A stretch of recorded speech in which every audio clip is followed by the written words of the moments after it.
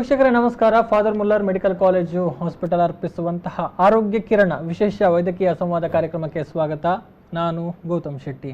ಸದ್ಯಕ್ಕೆ ಆರೋಗ್ಯಕ್ಕೆ ಸಂಬಂಧಪಟ್ಟ ಹಾಗೆ ನಮ್ಮಲ್ಲಿ ಪರಿಸ್ಥಿತಿ ಹೇಗಿದೆ ಎನ್ನುವಂತಹ ವಿಚಾರವನ್ನು ನಾವೆಲ್ಲರೂ ಕೂಡ ನೋಡ್ತಾ ಇದ್ದೇವೆ. ಕೊರೋನಾ ಎನ್ನುವಂತಹ ಮಹಾಮಾರಿಯ ಆಘಾತಕ್ಕೆ ನಾವೆಲ್ಲರೂ ಕೂಡ ಸಿಲುಕಿದ್ದೇವೆ. ಲಾಕ್ಡೌನ್ಗಳನ್ನು ಕೂಡ ನಾವು ನೋಡ್ತಾ ಬರ್ತಾ ಇದ್ದೇವೆ.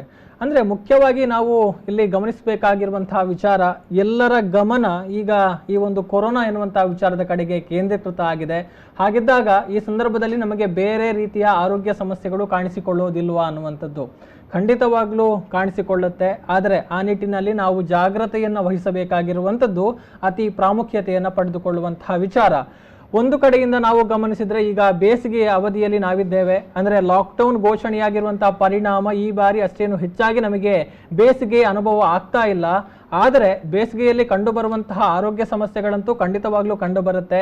ಅದರ ಜೊತೆಗೆ ಇನ್ನೇನು ಕೆಲವೇ ದಿನಗಳಲ್ಲಿ ಮಳೆಗಾಲ ಕೂಡ ಆರಂಭ ಆಗುತ್ತೆ. ಆ ಸಂದರ್ಭದಲ್ಲೂ ಕೂಡ ಅನೇಕ ರೀತಿಯ ಆರೋಗ್ಯ ಸಮಸ್ಯೆಗಳು ಕಾಣಿಸಿಕೊಳ್ಳುವಂತಹ ಸಾಧ್ಯತೆಗಳು ಇದೆ ಅನ್ನುವಂತಹ ವಿಚಾರಗಳು. ಸೊ ಇಂಥ ಸಂದರ್ಭದಲ್ಲಿ ನಾವು ತೆಗೆದುಕೊಳ್ಬೇಕಾಗಿರುವಂಥದ್ದು ಮುನ್ನೆಚ್ಚರಿಕೆಯನ್ನು ವಹಿಸಬೇಕು ಅಂತಾದರೆ ಯಾವ ರೀತಿಯ ಸಮಸ್ಯೆಗಳು ಕಾಣಿಸಿಕೊಳ್ಳುತ್ತೆ, ಅದರಿಂದ ಹೇಗೆ ಪಾರಾಗಬಹುದು ಅನ್ನುವಂಥದ್ದನ್ನು ತಿಳಿದುಕೊಳ್ಬೇಕು. ಸೊ ಅದೇ ರೀತಿಯ ಒಂದು ಪ್ರಯತ್ನವನ್ನು ಇವತ್ತು ನಾವು ಮಾಡ್ತಾ ಇದ್ದೇವೆ. ಏನು ಬೇಸಿಗೆ ಇದೆ, ಬೇಸಿಗೆಯಲ್ಲಿ ನಮ್ಮ ಚರ್ಮಕ್ಕೆ ಸಂಬಂಧಪಟ್ಟ ಹಾಗೆ ನೋಡಿದರೆ ಅನೇಕ ರೀತಿಯ ಸಮಸ್ಯೆಗಳು ಕಾಣಿಸಿಕೊಳ್ಳುತ್ತವೆ. ಅದರಿಂದ ಹೇಗೆ ಪಾರಾಗಬಹುದು, ಅದಕ್ಕೆ ಹೇಗೆ ಚಿಕಿತ್ಸೆಯನ್ನು ಪಡೆದುಕೊಳ್ಳಬಹುದು, ಮುಂದಕ್ಕೆ ಬಾರದ ಹಾಗೆ ಹೇಗೆ ತಡೆಗಟ್ಟಬಹುದು, ಈ ನಿಟ್ಟಿನಲ್ಲಿ ಮಾಹಿತಿಯನ್ನು ಕೊಡುವಂತಹ ಪ್ರಯತ್ನವನ್ನು ನಾವು ಇವತ್ತು ಮಾಡ್ತಾ ಇರುವಂಥದ್ದು. ಸೊ ಈ ನಿಟ್ಟಿನಲ್ಲಿ ನಮಗೆ ಮಾಹಿತಿಯನ್ನು ತಿಳಿಸಿಕೊಡೋದಕ್ಕೆ ಫಾದರ್ ಮುಲ್ಲರ್ ಮೆಡಿಕಲ್ ಕಾಲೇಜು ಆಸ್ಪತ್ರೆಯ ಚರ್ಮರೋಗ ವಿಭಾಗದ ಪ್ರಸಿದ್ಧ ತಜ್ಞರಾಗಿರುವಂತಹ ಡಾಕ್ಟರ್ ಗಣೇಶ್ ಕಾಮತ್ ಅವರು ಅತಿಥಿಗಳಾಗಿ ನಮ್ಮ ಜೊತೆಗೆ ಇದ್ದಾರೆ. ಅನೇಕ ವಿಚಾರಗಳ ಬಗ್ಗೆ ನಮಗೆ ಇವತ್ತು ಮಾಹಿತಿಯನ್ನು ತಿಳಿಸಿಕೊಡ್ತಾರೆ. ಮೊದಲಿಗೆ ಅವರನ್ನು ವೆಲ್ಕಮ್ ಮಾಡೋಣ. ಸರ್, ಕಾರ್ಯಕ್ರಮಕ್ಕೆ ಸ್ವಾಗತ. ನಾವು ಗಮನಿಸಿದ ಹಾಗೆ ಬೇಸಿಗೆ ಅವಧಿಯಲ್ಲಿ ನಾವಿದ್ದೇವೆ. ಅನೇಕ ರೀತಿಯ ಚರ್ಮಕ್ಕೆ ಸಂಬಂಧಪಟ್ಟ ಸಮಸ್ಯೆಗಳು ಈ ಸಂದರ್ಭದಲ್ಲಿ ಕಾಣಿಸಿಕೊಳ್ಳುತ್ತೆ ಅನ್ನುವಂಥದ್ದು. ಸೊ ಸಾಮಾನ್ಯವಾಗಿ ಕಾಡುವಂತಹ ಸಮಸ್ಯೆಗಳು ಯಾವುದು, ಇಂಥದ್ದು ಖಂಡಿತವಾಗ್ಲೂ ಕಾಣಿಸಿಕೊಳ್ಳುತ್ತೆ ಅನ್ನುವಂಥದ್ದನ್ನು ಹೇಳೋದಿದ್ರೆ ಸಾಮಾನ್ಯವಾಗಿ ಯಾವುದೆಲ್ಲ ಕಾಣಿಸಿಕೊಳ್ಳಬಹುದು ಅಂತ? ಸಾಮಾನ್ಯವಾಗಿ ಬೆವರು ಸಾಲೆ ಅಂತ ಹೇಳ್ತೇವೆ ಅಥವಾ ಪ್ರಿಕ್ಲಿ ಹೀಟ್ ಅಂತ ಹೇಳ್ತೇವೆ, ಅದು ಸಾಮಾನ್ಯವಾಗಿ ಕಾಣಿಸಿಕೊಳ್ಳೋದು. ಮತ್ತೆ ಹೀಟ್ ಬಾಯ್ಲ್ಸ್ ಅಂತ ಹೇಳ್ತಾರೆ, ಸೆಕೆ ಬೊಕ್ಕೆಗಳು ಸಾಮಾನ್ಯವಾಗಿ ಕಾಣಿಸಿಕೊಳ್ಳೋದು. ಮತ್ತೆ ವಿಪರೀತ ಬೆವರು ಬರುವುದರಿಂದ ಶಿಲೀಂಧ್ರ ಸೋಂಕು ಮತ್ತೆ ಬಿಳಿ ಕಲೆ ಶಿಬ್ಬಗಳು ಅಂತ ಹೇಳ್ತೇವೆ, ಅದು ಕಾಣಿಸ್ಕೊಳ್ತದೆ. ಮತ್ತೆ ಈ ಸೆಕೆಯಿಂದಾಗಿ ನಮ್ಮ ಮುಖ ಎಣ್ಣೆ ಮುಖ ಆಗ್ತದೆ, ವಿಪರೀತ ಎಣ್ಣೆ ಎಲ್ಲರದ್ದು ಮುಖ ಆಗ್ತದೆ. ಹಾಗಾಗಿ ತೈಲಗಂತಿಗಳು ಬ್ಲಾಕ್ ಆಗಿ ಮೊಡವೆಗಳು ಮತ್ತೆ ತಲೆಯಲ್ಲಿ ಹೊಟ್ಟು ಅಂತ ಹೇಳ್ತೇವೆ ನಾವು, ಡ್ಯಾಂಡ್ರಫ್ ಅಂತ ಹೇಳ್ತೇವೆ, ಅದು ಕಾಣಿಸ್ಕೊಳ್ಬಹುದು. ಮತ್ತೆ ಕೆಲವರಿಗೆ ಕೂದಲು ಉದುರುವ ಸಮಸ್ಯೆ ಇರ್ತದೆ, ಡ್ಯಾಂಡ್ರಫ್ ಇಂದ ಕೂದಲು ಉದುರ್ತದೆ ಅಂತ ಹೇಳಿ ನಮ್ಮ ಹತ್ರ ಬರ್ತಾರೆ. ಸೊ ಮತ್ತೆ ಕೆಲವರಿಗೆ ಬೆವರಿನ ವಾಸನೆ ಅಂತ ಹೇಳ್ತೇವೆ ನಾವು, ವಿಪರೀತ ಬೆವರು ಬರ್ತದೆ. ಸೊ ಹೆಚ್ಚಿನವರು ಬೆವರಿನ ವಾಸನೆ ಬರ್ತದೆ, ಮತ್ತೆ ಕೈ ಕಾಲುಗಳಲ್ಲಿ ಬೆವರ್ತದೆ ಅಂತ ಹೇಳಿ ನಮ್ಮ ಹತ್ರ ಸಮಸ್ಯೆಗಳನ್ನು ಇಟ್ಕೊಂಡು ಬರ್ತಾರೆ. ಸೊ ಇದೆಲ್ಲ ಈ ಟೈಮಲ್ಲಿ ಕಾಣಿಸಿಕೊಳ್ಳೋದು ಪ್ರಮುಖ ಸಮಸ್ಯೆ. ಹೌದು, ಸೆಕೆಗಾಲದಲ್ಲಿ ಪ್ರಾಮುಖ್ಯವಾಗಿ ಕಾಣಿಸಿಕೊಳ್ಳೋದು, ಮುಖ್ಯವಾಗಿ ಕಾಣಿಸಿಕೊಳ್ಳೋದು ಬೆವರು ಸಾಲೆ. ಬೆವರು ಸಾಲೆ ಬಗ್ಗೆ ಕೇಳಬೇಕು. ಬೆವರು ಸಾಲೆ ಅಂದ್ರೆ ಏನು, ಯಾಕಾಗಿ ಈ ಟೈಮಲ್ಲಿ ಅದು ಕಾಣಿಸಿಕೊಳ್ಳುತ್ತೆ? ಬೆವರು ಸಾಲೆ ಅಂದ್ರೆ ಶರೀರ ತನ್ನ ಉಷ್ಣತೆಯನ್ನು ಕಾಪಾಡಲು ನೀರಿನ ಅಂಶ ಚರ್ಮ ರಂಧ್ರಗಳ ಮೂಲಕ, ಅಂದ್ರೆ ಬೆವರಿನ ಗ್ರಂಥಿಯ ರಂಧ್ರಗಳ ಮೂಲಕ ನೀರಿನ ಅಂಶವನ್ನು ಹೊರಸೂಸುತ್ತದೆ. ಅದಕ್ಕೆ ನಾವು ಬೆವರು ಅಂತ ಹೇಳ್ತೇವೆ. ಆ ಬೆವರಲ್ಲಿ ದೇಹವು ತನ್ನ ಕಲ್ಮಶಗಳನ್ನು ಬೆವರಿನ ರೂಪದಲ್ಲಿ ಹೊರಗೆ ಹಾಕ್ತದೆ. ನಿರಂತರ ಬೆವರು ಹರಿಯುವಾಗ, ಅಂದ್ರೆ ವಿಪರೀತ ಸೆಕೆ ಇರುವಾಗ ನಿರಂತರ ಬೆವರು ಹರಿಯುತ್ತದೆ. ಆಗ ಎಂತಾಗ್ತದೆ ಅಂತ ಹೇಳಿ ಚರ್ಮ ರಂಧ್ರಗಳು ಒದ್ದೆಯಾಗಿ ಅಲ್ಲಿ ಚರ್ಮದಲ್ಲಿರುವ ಬ್ಯಾಕ್ಟೀರಿಯಾಗಳು, ಜಿಡ್ಡು ಪದಾರ್ಥ, ಧೂಳು ಎಲ್ಲ ಸೇರಿಕೊಂಡು ಚರ್ಮದ ರಂಧ್ರವನ್ನು ಬ್ಲಾಕ್ ಮುಚ್ಚುತ್ತದೆ. ಆಗ ಏನಾಗುತ್ತೆ ಅಂತ ಹೇಳಿದ್ರೆ ಹೊರಗಿನ ಗಾಳಿ ತಾಗದ ಜಾಗದಲ್ಲಿ ಸಣ್ಣ ಸಣ್ಣ ಗುಳ್ಳೆಗಳು ಕಾಣಿಸ್ಕೊಳ್ತದೆ, ವಿಪರೀತ ತುರಿಕೆ ಇರ್ತದೆ, ಅಸಹನೀಯ ಕಿರಿಕಿರಿ ಉಂಟು ಮಾಡ್ತದೆ, ನೆಮ್ಮದಿಯನ್ನು ಕೆಡಿಸ್ತದೆ. ಮತ್ತೆ ಅದು ಕೆಂಪು ಬಣ್ಣಕ್ಕೆ ತಿರುಗಿ ಆ ಕೆಂಪು ಗುಳ್ಳೆಗಳು ಒತ್ತೊತ್ತಾಗಿ ಬರುವುದರಿಂದ ಏನಾಗುತ್ತೆ, ವಿಪರೀತ ತುರಿಕೆ ಬರ್ತದೆ. ಸೊ ತುರಿಕೆ ಬಂದು ನಾವು ಎಂತ ಮಾಡ್ತೇವೆ, ತುರಿಸ್ತೇವೆ. ತುರಿಸದಿದ್ರೆ ಒಳ್ಳೇದು, ಆದ್ರೆ ತುರಿಸಿ ಸಣ್ಣ ಸಣ್ಣ ಗಾಯಗಳಾಗಿ ಅದು ಮತ್ತೆ ಬ್ಯಾಕ್ಟೀರಿಯಲ್ ಇನ್ಫೆಕ್ಷನ್ ಅಂತ ಹೇಳ್ತೇವೆ, ರೋಗಾಣುಗಳು ಆ ಗ್ರಂಥಿಯೊಳಗೆ ಹೋಗಿ ಸೆಕೆ ಬೊಕ್ಕೆಗಳಾಗಿ ಪರಿವರ್ತನೆಗೊಳ್ಳುತ್ತದೆ. ಅದಕ್ಕೆ ನಾವು ಹೀಟ್ ಬಾಯ್ಲ್ಸ್ ಅಂತ ಹೇಳ್ತೇವೆ. ಹೆಚ್ಚಾಗಿ ಮಕ್ಕಳಲ್ಲಿ ಅಥವಾ ಮಧುಮೇಹ ಅಂತ ಹೇಳ್ತೇವೆ, ಸಕ್ಕರೆ ಕಾಯಿಲೆ ಇರೋರೆಲ್ಲ ಹೆಚ್ಚಾಗಿ ಕಾಣಿಸ್ಕೊಳ್ತದೆ. ಅಂದ್ರೆ ಲಕ್ಷಣಗಳು ಹೇಗಿರ್ತದೆ? ಅಂದ್ರೆ ಸಣ್ಣ ಸಣ್ಣ ಬೊಕ್ಕೆಗಳೆಲ್ಲ ಕಾಣಿಸಿಕೊಳ್ಳುತ್ತೆ ಅನ್ನುವಂತ ಹೇಳಿದ್ರಿ. ಯಾಕಾಗಿ ಅದು ಕಾಣಿಸಿಕೊಳ್ಳುತ್ತೆ? ಅದು ಈ ಬೆವರಿನ ಗ್ರಂಥಿಗಳು ಅಂತ ಉಂಟು. ಹೌದು. ಆ ಬೆವರಿನ ಗ್ರಂಥಿಗಳಿಗೆ ಚರ್ಮಕ್ಕೆ ಹೊರಗೆ ಬರಲಿಕ್ಕೆ ರಂಧ್ರಗಳು ಇರ್ತದೆ. ಆ ರಂಧ್ರಗಳಲ್ಲಿ ಈ ಬ್ಯಾಕ್ಟೀರಿಯಾಗಳು ಹೋಗಿ ಸೇರ್ತದೆ. ಸೊ ಅದು ಬ್ಲಾಕ್ ಆಗ್ತದೆ. ಬ್ಲಾಕ್ ಆಗಿ ಪುನಃ ಬೆವರು ಬರುವಾಗ ಎಂತಾಗ್ತದೆ, ಸಣ್ಣ ಸಣ್ಣ ಸಣ್ಣ ಗುಳ್ಳೆಗಳು ಕಾಣಿಸ್ಕೊಳ್ತದೆ. ಮುಂದಕ್ಕೆ ಅದು ಕೆಂಪು ಬಣ್ಣಕ್ಕೆ ತಿರುಗಿ ವಿಪರೀತ ತುರಿಕೆ ಮಾಡ್ತದೆ. ಸೊ ಅದಕ್ಕೆ ನಾವು ಬೆವರು ಸಾಲೆ ಅಂತ ಹೇಳ್ತೇವೆ. ಅಂದ್ರೆ ಇದರಿಂದ ಪಾರಾಗೋದಿಕ್ಕೆ ಅಥವಾ ಇದನ್ನ ಕಡಿಮೆ ಮಾಡೋದಕ್ಕೆ ನಾವು ಏನು ಮಾಡಬಹುದು? ಉಪಶಮನಕ್ಕೆ ಏನು ಮಾಡಬೇಕು? ಅದೇ ಕಡಿಮೆ ಮಾಡುವುದಕ್ಕೆ ಗಾಳಿ ಇರುವ ಪ್ರದೇಶ, ಅಂದ್ರೆ ಗಾಳಿ ನಿಮ್ಮ ಮಲಗುವ ಕೋಣೆ ಇರಲಿ ಅಥವಾ ನೀವು ಮಾಡುವ ಕೆಲಸ ಮಾಡುವ ಜಾಗ ಇರಲಿ, ಆದಷ್ಟು ಗಾಳಿ, ಹೊರಗಿನ ಗಾಳಿ ಬಂದು ಏನಾಗಬೇಕು, ನಿಮ್ಮ ದೇಹದ ಉಷ್ಣತೆ ಕಮ್ಮಿ ಆಗಬೇಕು. ಸೊ ಚರ್ಮ ವಿಪರೀತ ಬೆವರೋಗ ಎಂತಾಗ್ತದೆ, ಬೆವರು ಆರುವಾಗ ಚರ್ಮ ಆಟೋಮ್ಯಾಟಿಕ್ ಆಗಿ ಕೂಲ್ ಆಗ್ತದೆ. ಸೊ ಏನ್ ಮಾಡಬೇಕು, ದಿನಕ್ಕೆ 3-4 ಸಾರಿ ಸ್ನಾನ ಮಾಡ್ಬೋದು. ಬೇಕಾದ್ರೆ ತಣ್ಣೀರಿನ ಸ್ನಾನ ಮಾಡ್ಬೋದು ಅಥವಾ ಉಗುರು ಬೆಚ್ಚಗಿನ ಸ್ನಾನ ಮಾಡ್ಬೋದು. ಸ್ನಾನ ಮಾಡಿದ ಮೇಲೆ ಏನ್ ಮಾಡ್ಬೇಕು, ನೀವು ಸ್ವಚ್ಛವಾದ ಶುಚಿಯಾದ ಬೆವರು ಏಳ್ಕೊಳ್ಳುವಂತಹ ಹತ್ತಿಯ ಬಟ್ಟೆಗಳನ್ನು, ಕಾಟನ್ ಬಟ್ಟೆಗಳು, ಸಿಂಥೆಟಿಕ್ ಬಟ್ಟೆಗಳನ್ನು ಆದಷ್ಟು ಅವಾಯ್ಡ್ ಮಾಡಿದ್ರೆ ಒಳ್ಳೇದು. ಮತ್ತೆ ಬಿಗಿ ಉಡುಪುಗಳು, ಕೆಲವರಿಗೆ ಅಭ್ಯಾಸ ಇರ್ತದೆ ಬಿಗಿ ಉಡುಪುಗಳನ್ನು ಹಾಕೋದು, ಅದನ್ನು ಆದಷ್ಟು ಕಮ್ಮಿ ಮಾಡೋದು ಒಳ್ಳೇದು. ಮತ್ತೆ ಸಾಕಷ್ಟು ಪ್ರಮಾಣದಲ್ಲಿ ನೀರನ್ನು ಕುಡಿಬೇಕು. ಅಂದ್ರೆ ಎಲ್ಲ ಬೆವರಿನ ರೂಪದಲ್ಲಿ ಹೊರಗೆ ಹೋಗ್ತದೆ. ಸೊ ನಾವು ಅದನ್ನು ಬ್ಯಾಲೆನ್ಸ್ ಮಾಡಬೇಕು. ಹೆಚ್ಚಾಗಿ ನೀರಿನ ಅಂಶವನ್ನು ನೀವು ಜಾಸ್ತಿ ಮಾಡಬೇಕು.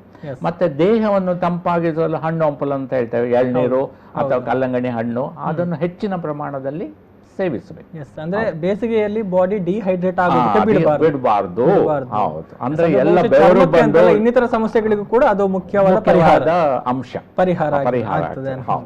ಅದರ ಜೊತೆಗೆ ಮತ್ತೊಂದು ವಿಚಾರ, ಶಿಲೀಂಧ್ರ ಸೋಂಕು ಅಂದ್ರೆ ರಿಂಗ್ ವರ್ಮ್ ತರ ಆಗುವಂತದ್ದು ಕೂಡ ಇದೇ ಸಂದರ್ಭದಲ್ಲಿ ನಾವು ಗಮನಿಸಬಹುದು. ಸೊ ಇದರ ಲಕ್ಷಣಗಳು ಹೇಗಿರ್ತದೆ, ಇದು ಕಾಣಿಸಿಕೊಳ್ಳೋದಕ್ಕೆ ಕಾರಣ? ಶಿಲೀಂಧ್ರ ಸೋಂಕಿಗೆ ಇಲ್ಲಿ ಕರಾವಳಿಯಲ್ಲಿ ನಾವು ಇರುವುದು, ಕರಾವಳಿಯಲ್ಲಿ ಶಿಲೀಂಧ್ರ ಸೋಂಕಿಗೆ ಹೇಳಿ ಮಾಡಿಸಿದಂತ ವಾತಾವರಣ ಅಂತ ನಾವು ಹಾಟ್ ಹ್ಯೂಮಿಡ್ ಕ್ಲೈಮೇಟ್ ಅಂತ ಹೇಳ್ತೇವೆ, ತೇವ ಭರಿತ ವಾತಾವರಣ. ಸೊ ಅದರಲ್ಲಿ ಶಿಲೀಂಧ್ರ ಸೋಂಕು ಬೇಗ ಬೇಗ ಬೇಗ ಸ್ಪ್ರೆಡ್ ಆಗ್ತದೆ. ಹಾಗಾಗಿ ಅದು ಎಂತ ಮಾಡ್ತದೆ ಅಂದ್ರೆ ಕೆಂಪು ಬಣ್ಣದ ಉರುಟಾದ ಕಲೆಗಳು ಬರ್ತವೆ. ಹಾಗಾಗಿ ನಮ್ಮ ಹತ್ರ ಬಂದು ಹೇಳ್ತಾರೆ, ನಂಗೆ ರಿಂಗ್ ವರ್ಮ್ ಆಗಿದೆ, ರಿಂಗ್ ಗಾರ್ಡ್ ಆಗಿದೆ ಅಥವಾ ಅಲರ್ಜಿ ಆಗಿದೆ ಅಂತ ಬಂದು ನಮ್ಮ ಹತ್ರ ಹೇಳ್ತಾರೆ. ಈ ಕೆಂಪು ಬಣ್ಣದ ಕಲೆಗಳು ಬೆವರು ನಿಲ್ಲುವ ಜಾಗದಲ್ಲಿ ಹೆಚ್ಚಾಗಿ ಕಾಣಿಸ್ಕೊಳ್ತವೆ. ಮುಖ್ಯವಾಗಿ ತೊಡೆಯ ಸಂದು, ಕಂಕುಳು ವಿಭಾಗ ಅಥವಾ ಬಟಕ್ಸ್ ಅಂತ ಹೇಳ್ತೇವೆ, ಅಲ್ಲಿಯ ಜಾಗದಲ್ಲಿ ಬರ್ತದೆ. ಕೆಲವರು ಉಡುಪು ಸಿಂಥೆಟಿಕ್ ಅಥವಾ ನೈಲಾನ್ ಅಂಡರ್ ಗಾರ್ಮೆಂಟ್ಸ್ ಅಂತ ಹೇಳ್ತೇವೆ, ಒಳ ಉಡುಪುಗಳು ಅಂತ ಹೇಳ್ತೇವೆ. ಕೆಲವರು ಅದನ್ನು ಒಗೆಯುವುದಿಲ್ಲ, ಚೇಂಜ್ ಮಾಡುವುದಿಲ್ಲ. ಮತ್ತೆ ನಮ್ಗೊಂದು ಅಭ್ಯಾಸ ಇತ್ತಂತಂದ್ರೆ ಕೆಲವರ ಬಟ್ಟೆಗಳನ್ನು ನಾವು ಎಕ್ಸ್ಚೇಂಜ್ ಮಾಡ್ತೇವೆ. ಟೀ ಶರ್ಟ್ಸ್ ಇರ್ಬೋದು, ಶರ್ಟ್ಸ್ ಇರ್ಬೋದು, ಎಕ್ಸ್ಚೇಂಜ್ ಮಾಡ್ತೇವೆ. ಆಗ ಏನಾಗುತ್ತೆ ಒಬ್ಬರಿಂದ ಇನ್ನೊಬ್ಬರಿಗೆ ಹರಡುವಂತ ಚಾನ್ಸಸ್ ಇರ್ತದೆ. ಎಸ್, ಅದನ್ನ ಹೇಗೆ ತಡೆಗಟ್ಟಬಹುದು ಅನ್ನುವಂಥ ಬಗ್ಗೆ ಮಾಹಿತಿಯನ್ನು ತಿಳ್ಕೊಳ್ತೇನೆ. ಅದಕ್ಕಿಂತ ಮುಂಚೆ ಒಂದು ವಿರಾಮವನ್ನು ತೆಗೆದುಕೊಳ್ಳಬೇಕು. ಎಸ್, ಆರೋಗ್ಯ ಕಿರಣ ಕಾರ್ಯಕ್ರಮ ಮುಂದುವರಿಯುತ್ತೆ ಒಂದು ಸಣ್ಣ ವಿರಾಮದ ನಂತರ.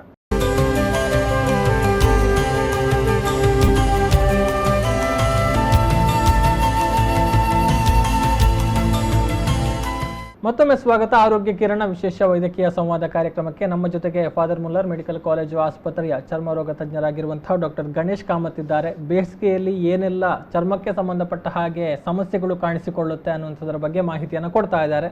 ಡಾಕ್ಟರ್, ಮತ್ತೊಮ್ಮೆ ಸ್ವಾಗತ ಕಾರ್ಯಕ್ರಮಕ್ಕೆ. ಎಸ್, ಈಗಾಗಲೇ ಶಿಲೀಂಧ್ರ ಸೋಂಕು ಅಂದ್ರೆ ಅಥವಾ ರಿಂಗ್ ವರ್ಮ್ ಇತ್ಯಾದಿ ಹೇಗೆ ಬರುತ್ತೆ ಅನ್ನುವಂಥ ವಿಚಾರವನ್ನು ಹೇಳಿದ್ರಿ. ಸೊ ಇದರಿಂದ ಹೇಗೆ ನಾವು ಪಾರಾಗಬಹುದು, ಹೇಗೆ ಇದಕ್ಕೆ ಇರುವಂಥ ಚಿಕಿತ್ಸೆಗಳು ಹೇಗೆ ಕಡಿಮೆ ಮಾಡಿಕೊಳ್ಬಹುದು ಅಂತ? ಸ್ಥೂಲಕಾಯದವರು ಇದ್ದರೆ ಆದಷ್ಟು ತೂಕವನ್ನು ಇಳಿಸುವುದು ಒಳ್ಳೆಯದು.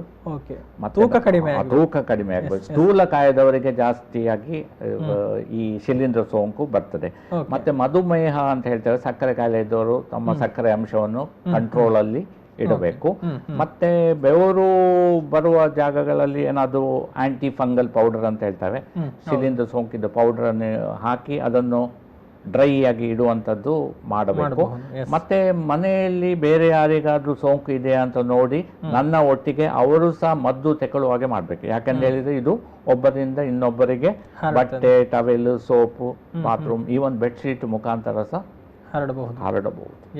ವೈಯಕ್ತಿಕ ಸ್ವಚ್ಛತೆ ಅಂದ್ರೆ ದಿವಸಾಗ್ಲೂ ಉಡುಪುಗಳನ್ನು ಚೇಂಜ್ ಮಾಡೋದು, ದಿವಸಾಗ್ಲೂ ಸ್ನಾನ ಮಾಡಿ ಡ್ರೈ ಇಡುವುದು ಅಂತ ಹೇಳ್ತೇವೆ, ಸ್ವಚ್ಛವಾದ.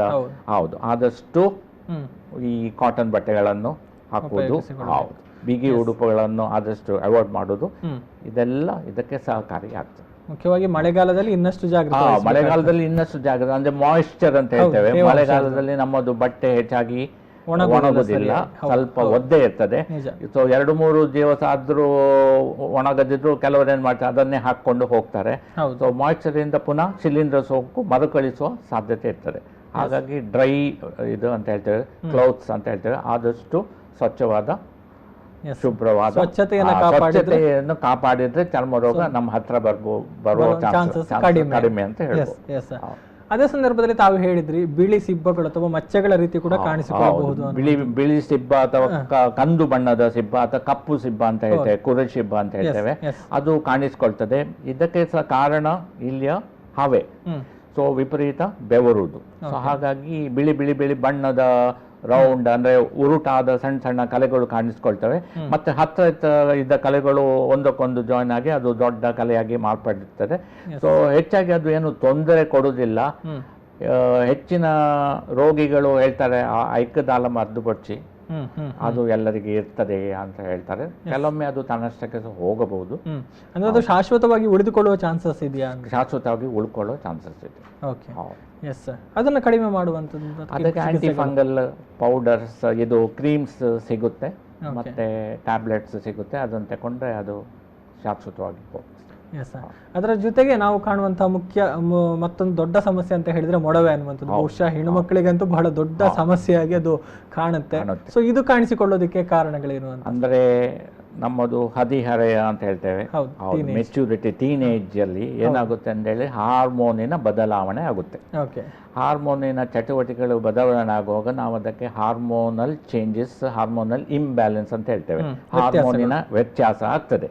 ಸೊ ಹಾರ್ಮೋನಿನ ವ್ಯತ್ಯಾಸ ಆದಾಗ ನಮ್ಮಲ್ಲಿರುವ ತೈಲ ಗ್ರಂಥಿಗಳು ಅಂತ ಹೇಳ್ತೇವೆ, ಆಯಿಲ್ ಗ್ಲ್ಯಾಂಡ್ಸ್ ಅಂತ ಹೇಳ್ತೇವೆ, ಅದು ಸಕ್ರಿಯಗೊಳ್ತದೆ, ಆಕ್ಟಿವ್ ಆಗ್ತದೆ, ವಿಪರೀತ ಚಟುವಟಿಕೆ ಮಾಡ್ತದೆ. ಆಗ ಏನಾಗುತ್ತೆ ಅಂದ್ರೆ ಆ ಗ್ರಂಥಿಗಳಿಂದ ಎಣ್ಣೆ ಬಂದು ನಮ್ಮ ಮುಖದಲ್ಲಿ ಶೇಖರಣೆ ಆಗ್ತದೆ. ನಾವು ಅದಕ್ಕೆ ಆಯಿಲಿ ಫೇಸ್ ಅಥವಾ ಆಯಿಲಿ ಕಾಂಪ್ಲೆಕ್ಷನ್ ಅಂತ ಹೇಳ್ತೇವೆ.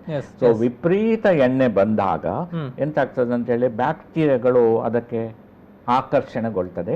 ಈ ಬ್ಯಾಕ್ಟೀರಿಯಾಗಳು ಈ ಎಣ್ಣೆ ಸುರಿಸುವ ಗ್ರಂಥಿಯೊಳಗೆ ಸೇರ್ಕೊಂಡು ಕೀವನ್ನು ಮಾಡ್ತೇವೆ. ಅದಕ್ಕೆ ನಾವು ವೈಟ್ ಹೆಡ್ಸ್ ಅಂತ ಹೇಳ್ತೇವೆ. ಕೆಲವೊಮ್ಮೆ ಬ್ಯಾಕ್ಟೀರಿಯಾ ಸೇರದಿದ್ರೆ ಒಂದು ಕಪ್ಪು ಗ್ರಂಥಿಯ ಒಳಗೆ ಒಂದು ಕಪ್ಪು ಏನಾದ್ರು ಒಂದು ಕಲೆ ಹಾಗೆ ಕಾಣ್ತದೆ. ಅದು ಕೆಲವರು ಅದು ಏನೋ ಕೊಳೆ ನನ್ನ ಮುಖದೊಳಗೆ ಸೇರಿದೆ ಅಂತ ತಿಳ್ಕೊಳ್ತಾರೆ. ಅದಕ್ಕೆ ಅದು ಆಕ್ಚುಲಿ ಕೊಳೆ ಇರುವುದಿಲ್ಲ. ಈ ಗ್ರಂಥಿಗಳ ಇದು ಸೆಕ್ರೀಷನ್ ಅಂತ ಹೇಳ್ತೇವೆ. ಅದಕ್ಕೆ ನಾವು ಬ್ಲ್ಯಾಕ್ ಹೆಡ್ಸ್ ಅಂತ ಹೇಳ್ತೇವೆ. ಹೌದು. ಸೊ ಹೆಚ್ಚಾಗಿ ಮುಖದಲ್ಲಿ ಕಾಣಿಸ್ಕೊಳ್ತದಂತ ಕೆಲವರು ತಿಳ್ಕೊಳ್ತಾರೆ. ಆದ್ರೆ ಮೊಡವೆ ಎದೆಯಲ್ಲಿ ಸಹ ಕಾಣಿಸ್ಕೊಳ್ಬಹುದು, ಬೆನ್ನಲ್ಲಿ ಸಹ ಕಾಣಿಸ್ಕೊಳ್ಬಹುದು, ಭುಜದಲ್ಲಿ ಸಹ ಕಾಣಿಸ್ಕೊಳ್ಬಹುದು, ಎಲ್ಲೂ ಕೂಡ ಕಾಣಿಸ್ಕೊಳ್ಬಹುದು. ಇದಕ್ಕೆ ಪೂರಕವಾಗಿ ಏನಾಗುತ್ತೆ ಅಂದ್ರೆ ಹದಿಹರೆಯದಲ್ಲಿ ನಮ್ಗೊಂದು ಫಾಸ್ಟ್ ಫುಡ್ ಅಂತ ಹೇಳ್ತೇವೆ, ಕರಿದ ತಿಂಡಿಗಳು ಅಂತ ಹೇಳ್ತೇವೆ, ಅಥವಾ ಹೊರಗಿದ್ದು ಬೇಕರಿ ಐಟಮ್ಸ್ ಅಂತ ಹೇಳ್ತೇವೆ, ಹಾಲು ಮತ್ತೆ ಹಾಲಿನ ಉತ್ಪನ್ನಗಳು ಅಂತ ಹೇಳ್ತೇವೆ, ಅದೆಲ್ಲ ಇದಕ್ಕೆ ಸಹಕಾರಿಯಾಗ್ತದೆ. ಇದ್ದ ಮೊಡವೆಗಳು ಜಾಸ್ತಿ ಆಗ್ಲಿಕ್ಕೆ ಕಾರಣ ಆಗ್ತದೆ.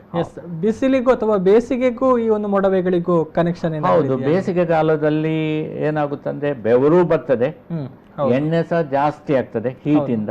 ಸೊ ಬೆವರು ಮತ್ತೆ ಎಣ್ಣೆ ಒಟ್ಟಾಗಿ ಏನಾಗುತ್ತದೆ, ಎಣ್ಣೆಮಯ ಮುಕ್ತವಾದ ಒಂದು ಫೇಸ್ ಆಗ್ತದೆ. ಎಲ್ಲ ಗ್ರಂಥಿಗಳು ಅದರ ರಂಧ್ರಗಳು ಎಲ್ಲ ಬ್ಲಾಕ್ ಆಗ್ತದೆ. ಸೊ ಮೊಡವೆಗಳು ಬೇಸಿಗೆ ಕಾಲದಲ್ಲಿ ಜಾಸ್ತಿಯಾಗಿ ಕಾಣಸಿಗುತ್ತವೆ. ಮತ್ತೆ ಅದು ಬ್ಯಾಕ್ಟೀರಿಯಾ ಸೇರಿಕೊಂಡ್ರೆ ಕೀವಾಗಿ ದೊಡ್ಡ ಕೀವಾಗಿ ದೊಡ್ಡ ದೊಡ್ಡ ಮೊಡವೆಗಳು ಕಾಣಿಸ್ಕೊಳ್ತವೆ. ಅಂದ್ರೆ ಕೆಲವರು ಅದನ್ನ ಒಂದು ಹಿಸ್ಕುವಂತ ಪ್ರಯತ್ನಗಳನ್ನು ಕೂಡ ಮಾಡ್ತಾರೆ. ಅದು ಶಾಶ್ವತವಾದ ಹೌದು, ಶಾಶ್ವತವಾದ ಕಲೆ ಆಗ್ತದೆ. ಹಾಗಾಗಿ ಮೊಡವೆ ಬಂದಾಗ ಅದನ್ನು ಮುಟ್ಲಿಕ್ಕೆ ಹೋದ್ರೆ ಕಚ್ಚಲಿಕ್ಕೆ ಬರ್ತದೆ ಅಂತ ಹೇಳ್ತೇವೆ.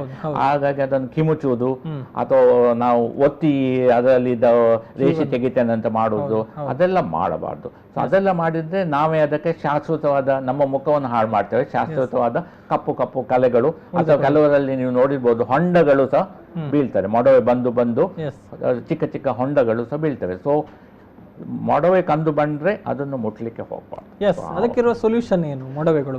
ಮೊಡವೆ ಬಂದ್ರೆ ಸಮತೋಲನ ಆಹಾರ, ನಾನು ಏನು ತಿನ್ಬಾರ್ದು, ಬ್ಯಾಲೆನ್ಸ್ಡ್ ಫುಡ್ ತಗೊಳ್ಳಿ. ಆದಷ್ಟು ಕಡಿಮೆ ಪ್ರಮಾಣದಲ್ಲಿ ಕರಿದ ತಿಂಡಿಗಳು, ಫಾಸ್ಟ್ ಫುಡ್ ಅಥವಾ ಹಾಲಿನ ಉತ್ಪನ್ನಗಳು, ಎಸ್, ಮತ್ತು ಸಕ್ಕರೆಯುಕ್ತ ಸ್ವೀಟ್ಸ್ ಅಂತ ನಾವು ಹೇಳ್ತೇವೆ, ಆದಷ್ಟು ಕಡಿಮೆ ಪ್ರಮಾಣದಲ್ಲಿ ಫ್ಯಾಟ್ ಇದ್ದದಂತ ಹೇಳ್ತೇವೆ, ಕೊಬ್ಬಿನಂಶ ಇರುವ ಪದಾರ್ಥಗಳನ್ನು ಅಥವಾ ಇದನ್ನು ಆದಷ್ಟು ಕಡಿಮೆ ಪ್ರಮಾಣದಲ್ಲಿ ನಾವು ತಗೊಂಡು ಒಳ್ಳೆಯದು. ಅದಕ್ಕೆ ಸಮತೋಲನ ಆಹಾರ ಎಲ್ಲವನ್ನು ತಿನ್ನುವುದು, ವೆಲ್ ಬ್ಯಾಲೆನ್ಸ್ ಡಯಟ್ ಅಂತ ಹೇಳ್ತೇವೆ, ಅದನ್ನು ತಿಂದರೆ ಮೊಡವೆಗಳನ್ನು ಆದಷ್ಟು. ಮತ್ತು ಮುಖವನ್ನು ತೊಳಿಬೇಕು. ನಮಗೆ ಹೆಚ್ಚಿನವ್ರಿಗೊಂದು ಅಭ್ಯಾಸ ಇರುತ್ತೆ, ಮುಖ ತೊಳೆಯೋದು ಖಾಲಿ ಎಲ್ಲಿಯಾದರೂ ಹೊರಗೆ ಹೋಗ್ಲಿಕ್ಕೆ ಇದ್ದರೆ ಮಾತ್ರ, ಅಥವಾ ಸ್ನಾನ ಮಾಡುವಾಗ ಮುಖ ತೊಳೆಯೋದು. ಆದರೆ ಇಡೀ ದಿವಸ ಏನಾಗುತ್ತೆ ಅಂದರೆ ಎಲ್ಲರ ಮುಖ ಬೆವರ್ತದೆ, ಎಲ್ಲರಲ್ಲಿ ಆ ಹದಿಹರೆಯದ ಪ್ರಾಯದಲ್ಲಿ ಎಲ್ಲರ ಮುಖದಲ್ಲಿ ಎಣ್ಣೆ ಶೇಖರಣೆ ಆಗಿರ್ತದೆ. ಸೊ ಅದನ್ನು ನಾವು ತೆಗಿಬೇಕು. ಅದನ್ನು ತೆಗೆದ್ರೆ ಮೊಡವೆ ಬರೋದು ನಾವು 50-60% ಮೊಡವೆ ಬರೋದನ್ನು ಕಡಿಮೆ ಮಾಡಬಹುದು. ಅಂದ್ರೆ ಮುಖ ತೊಳೆಯುವ ಸಂದರ್ಭದಲ್ಲಿ ಬಿಸಿ ನೀರು ಬೆಟರ್, ತಣ್ಣೀರು ಬೆಟರ್? ಸ್ವಲ್ಪ ಉಗುರು ಬೆಚ್ಚ ನೀರು, ಉಗುರು ಬೆಚ್ಚ, ಎಣ್ಣೆ ಹೋಗ್ಬೇಕಲ್ಲ, ಉಗುರು ಬೆಚ್ಚ ನೀರಲ್ಲಿ ಮುಖ ತೊಳಿಬೇಕು ಅಷ್ಟೇ. ಮತ್ತೆ ಕೆಲವರಿಗೆ ಸೌಂದರ್ಯವರ್ಧಕ, ಎಲ್ಲರಿಗೊಂದು ಬಿಳಿ ಆಗ್ಲಿಕ್ಕೆ ಒಂದು ಆಸೆ ಇರ್ತದೆ. ನಂದು ಎಣ್ಣೆ ಮುಖ, ಆದ್ರೂ ಸಹ ನಾನು ಏನ್ ಮಾಡ್ತೇನೆ, ಸೌಂದರ್ಯವರ್ಧಕ ಕ್ರೀಮ್ಗಳನ್ನು ಹಚ್ಚುತ್ತೇನೆ, ಅಥವಾ ಬಿಳಿ ಆಗ್ಲಿಕ್ಕೆ ಅಂತ ಹೇಳಿ ಕೆಲವು ಕ್ರೀಮ್ಗಳನ್ನು ಹಚ್ಚುತ್ತೇನೆ. ಅದು ಏನಾಗುತ್ತೆ ಅಂದ್ರೆ ಮೊದಲೇ ಎಣ್ಣೆಯುಕ್ತ ಮುಖಕ್ಕೆ ಪುನಃ ಎಣ್ಣೆ ಸುರಿಸಿದಾಗ ಆಗ್ತದೆ. ಸೊ ಇನ್ನೂ ಜಾಸ್ತಿ ಮೊಡವೆಗಳು ಬರೋದು ಚಾನ್ಸಸ್ ಇರ್ತದೆ. ಹಾಗಾಗಿ ಇಂಥ ಸೌಂದರ್ಯವರ್ಧಕಗಳಿಂದ ಆದಷ್ಟು ದೂರ ಇದ್ರೆ ಒಳ್ಳೆ ಅಂತದ್ದು. ಎಸ್, ಮತ್ತಷ್ಟು ಸಮಸ್ಯೆಗಳು ಮತ್ತೆ ಅದಕ್ಕಿರುವ ಪರಿಹಾರಗಳ ಬಗ್ಗೆ ತಿಳ್ಕೊಳ್ತೇನೆ. ವಾಪಸ್ ಬರ್ತೀನಿ ಒಂದು ಬ್ರೇಕ್ ನಂತರ. ಎಸ್, ಆರೋಗ್ಯ ಕಿರಣ ಮುಂದುವರಿಯುತ್ತೆ. ಇನ್ನೊಂದು ಸಣ್ಣ ವಿರಾಮ.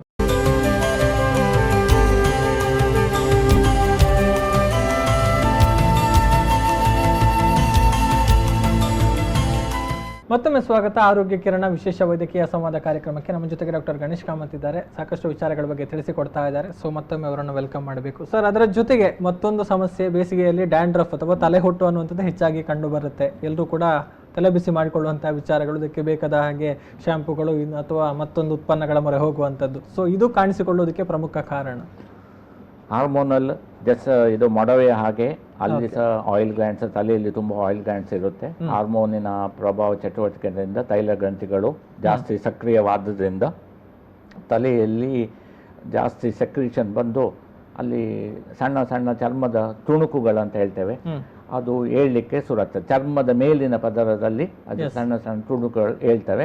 ಜಾಸ್ತಿ ಡ್ಯಾಂಡ್ರಫ್ ಆದಾಗ ಏನಾಗುತ್ತೆ ಅಂತ ಹೇಳಿದ್ರೆ ಅದು ನಮ್ಮ ಕೂದಲಿನ ಮೇಲೆ ಬಂದು ನಿಲ್ತದೆ.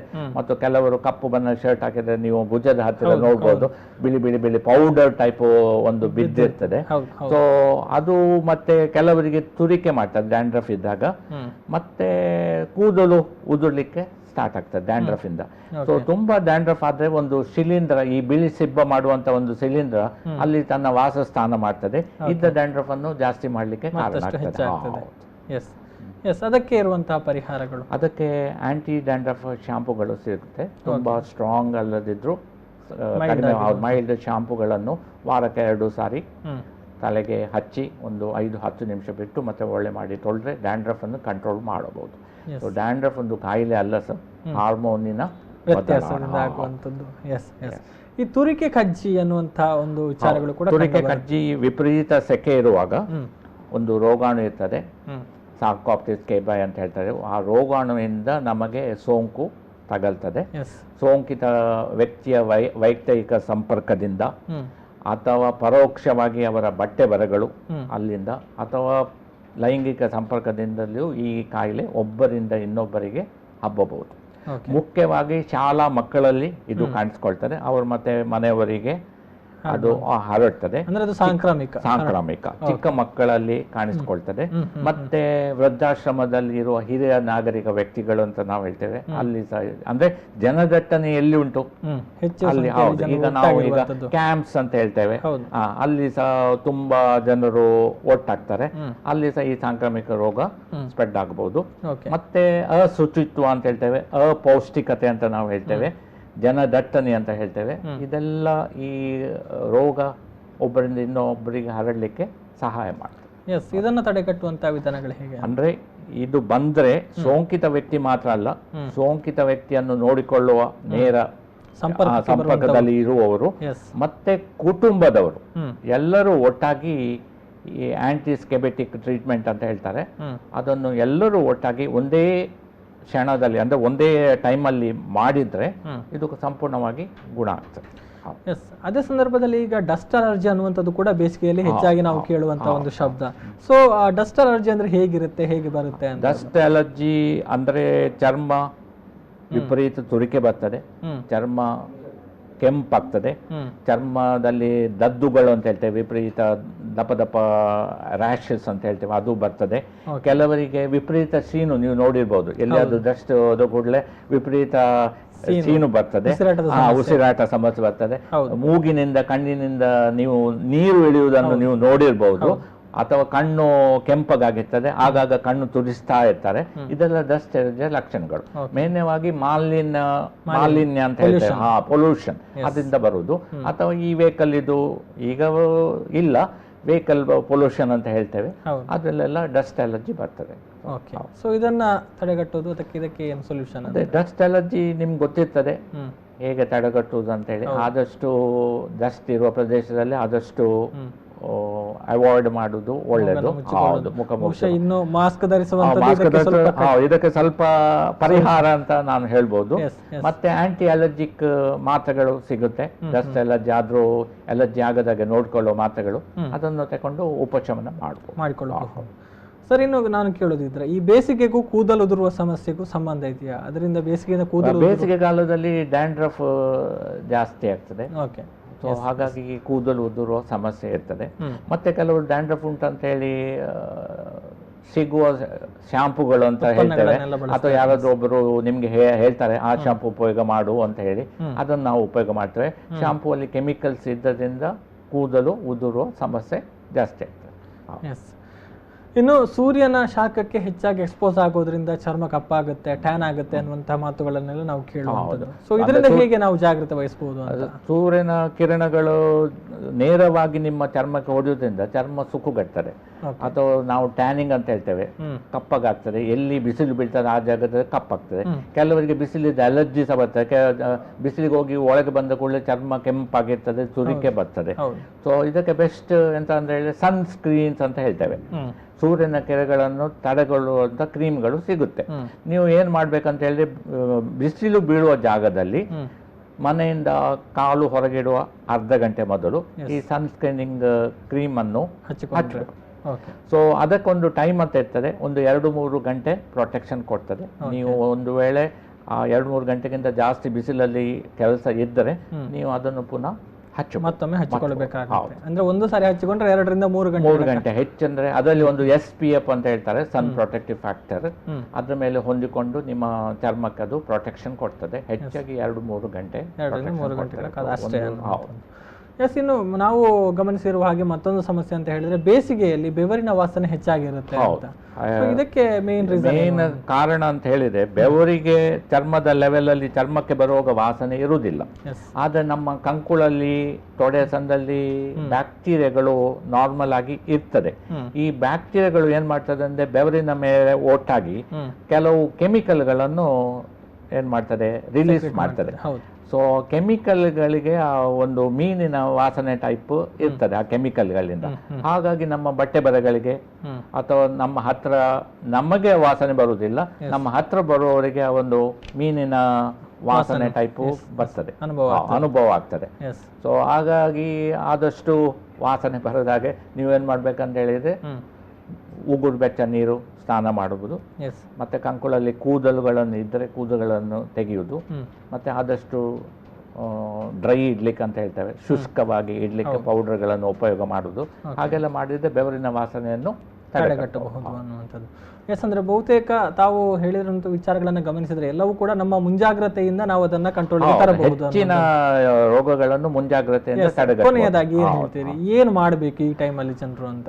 ಅಂದ್ರೆ ಆದಷ್ಟು ಬೆವರದಾಗೆ ನೋಡ್ಬೇಕು. ಬೆವರಿದಷ್ಟು ರೋಗ ರುಜಿನಗಳು ಜಾಸ್ತಿ. ಸಮತೋಲನ ಆಹಾರ ತಗೊಳ್ಬೇಕು, ಹೆಚ್ಚಿನ ಪ್ರಮಾಣದಲ್ಲಿ ನೀರು ಕುಡಿಯಬೇಕು, ಮತ್ತೆ ಆದಷ್ಟು ದೇಹವನ್ನು ತಂಪಾಗಿರಿಸಲಿಕ್ಕೆ ಏನು ಮಾಡಬಹುದು ಅಂತ ಹೇಳಿ ಆ ಚಿಹ್ನೆಗಳನ್ನು ಮಾಡಬೇಕು. ಮತ್ತೆ ಬಿಸಿಲಿನ ಕಿರಣಗಳಿಗೆ ಆದಷ್ಟು ಕಡಿಮೆ ಮಾಡಬೇಕು. ಹೊರಗೆ ಹೋಗುವುದನ್ನು ಆದಷ್ಟು ಕಡಿಮೆ ಮಾಡಬೇಕು. ಅಗತ್ಯ ಬಿದ್ದರೆ ಮಾತ್ರ ಹೋಗಬೇಕು. ಎಸ್, ಇದರ ಮೂಲಕ ನಮಗೆ ಬೇಸಿಗೆಯಲ್ಲಿ ಕಂಡು ಬರುವಂತಹ ಚರ್ಮದ ರೋಗಗಳಿಂದ ನಾವು ಪಾರಾಗಬಹುದು ಅನ್ನುವಂಥದ್ದು.